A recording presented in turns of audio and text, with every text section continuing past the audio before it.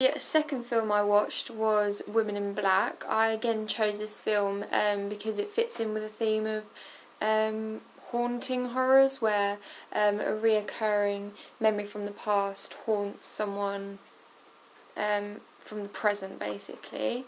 It's basically about a house which was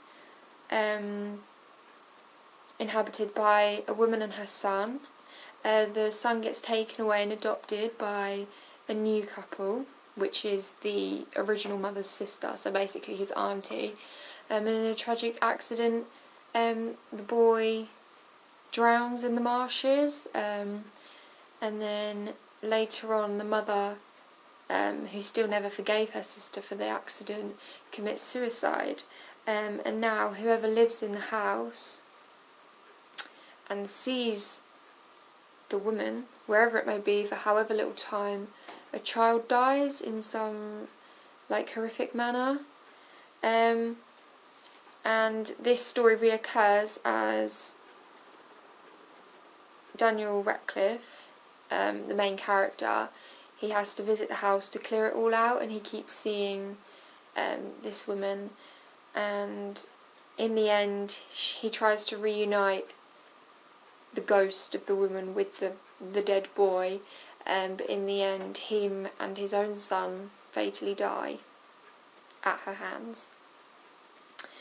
The lighting used, again, there's a lot of side face lighting, so half of the face is very much shadowed and it's unclear what's behind them. Things like fire, there's a scene where a house sets on fire, and at the end when the main character and his son die are the two most brightest scenes of light. And they're both quite significant scenes, as they're both to do with death, really. Spotlights are used also to highlight key events. There's also a key scene where a corridor fills with blackness, and this sort of highlights how the ghost of the woman is coming to haunt them. The music, again, there's long periods with no musical sound at all, so the audience is sort of left wondering what's going on. And it's very quiet and sombre, and this is due to violins and string instruments with long beats.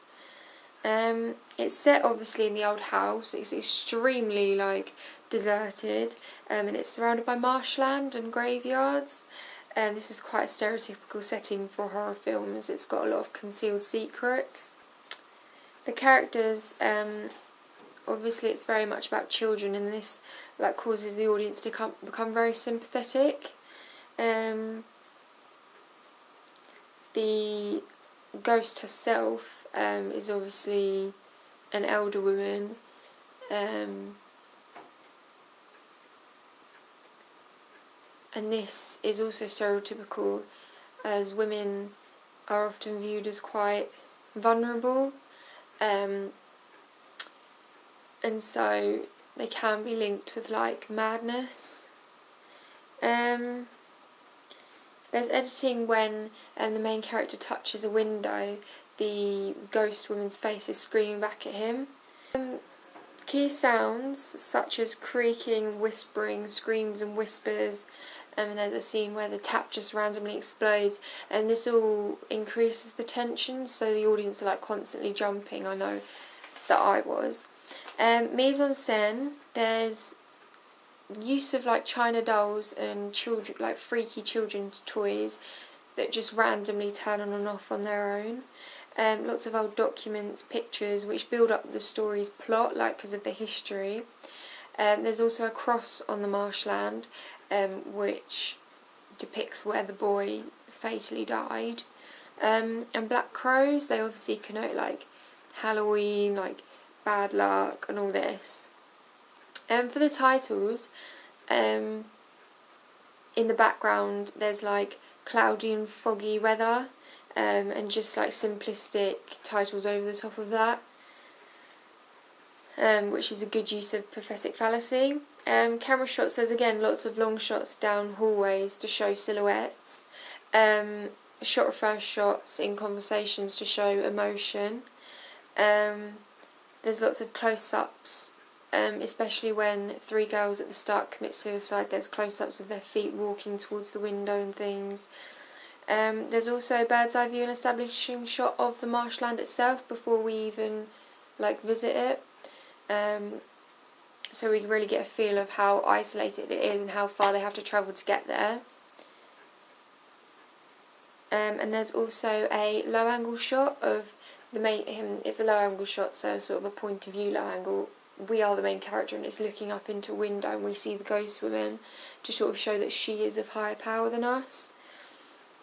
The costume, it was set in sort of olden times, so they're in very much smart clothing like suits and things, and the villain herself is in sort of a long black foggy dress with a long black veil, to sort of, she basically connotes death. Overall I thought this film was extremely good for the horror genre.